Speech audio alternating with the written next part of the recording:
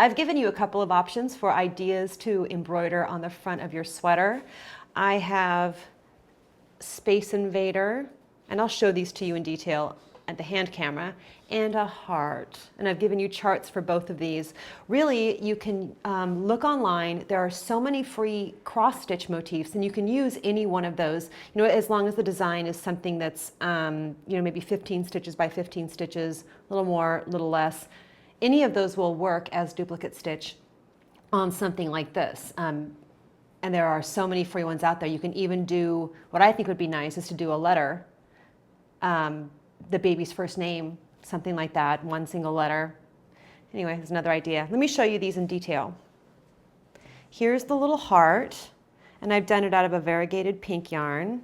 And here's the little Space Invader, which I've done out of a bright, shocking green on the gray.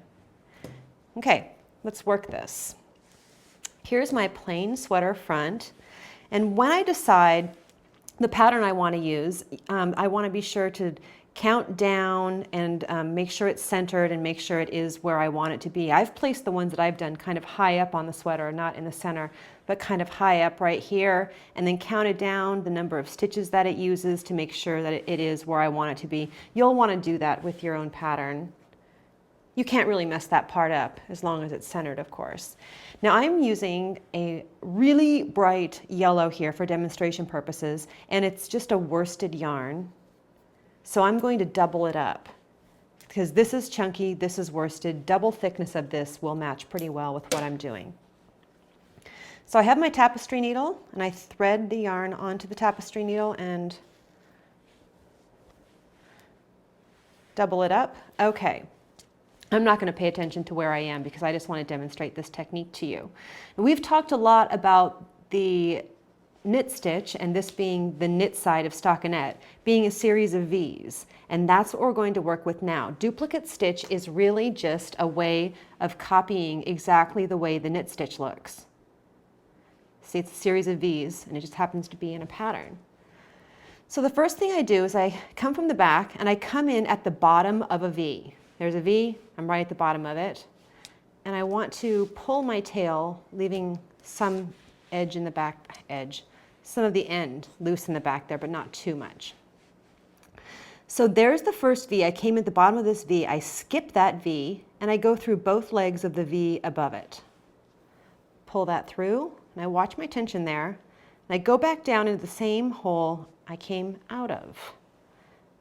Ta-da, we have a V. Now I'm going to keep traveling up here a little bit. I could come in at the bottom of the V right here, skip that V, and go through both legs of the V above. Watching my tension, especially because I have double thick yarn, you might have seen that one of those strands kind of looped up on itself, so I just tightened it up. I go back down into the same hole I came out of, tighten that up, watching my tension the whole time.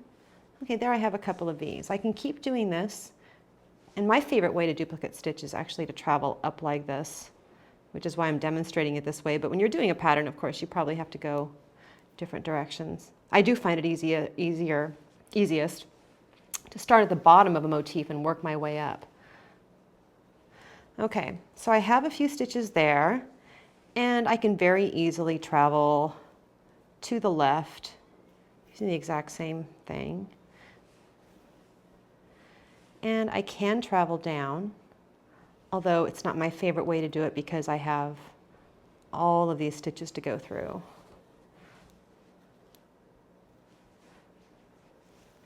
Okay, so that's duplicate stitch. And once, you watch your tension as you do it, but once you apply a little steam to this, it does even things out and make it look even better than when it's first done. So pick a motif and embroider it to the front and make the sweater your own. I think this will make a really good baby shower gift.